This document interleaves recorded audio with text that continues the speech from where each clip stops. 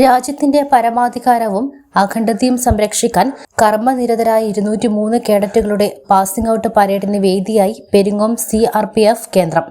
Peringome CRPF കേന്ദ്രത്തിൽ പരിശീലനം പൂർത്തിയാക്കിയ 157-ാം ബാച്ച് ട്രെയിനികളുടെ അറ്റസ്റ്റേഷൻ പാസിംഗ് ഔട്ട് പരേഡ് പ്രൗഢഗംഭീരമായ ചടങ്ങുകളോടെ നടന്നു. കേന്ദ്ര മേധാവിയും പ്രിൻസിപ്പളുമായ DIG മാത്യു A. ജോൺ അഭിവാദ്യം സ്വീകരിച്ചു. കമാൻഡന്റ് ബിനോയ് ഛേത്രി കേഡറ്റുകൾക്കുള്ള സത്യവാചകം ചൊല്ലിക്കൊടുത്തു.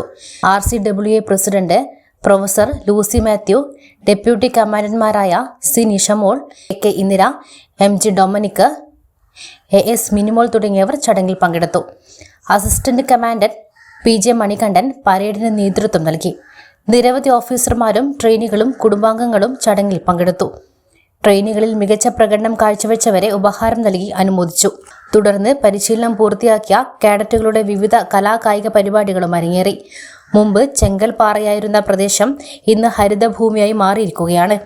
ഇന്ത്യയിലെ തന്നെ ഏറ്റവും മികച്ച പരിശീലന കേന്ദ്രത്തിനുള്ള കേന്ദ്ര ആഭ്യന്തരമന്ത്രിയുടെ അവാർഡ് നിരവധി തവണ കേന്ദ്രത്തിന് ലഭിച്ചിട്ടുണ്ട്. First one news, Payyanur.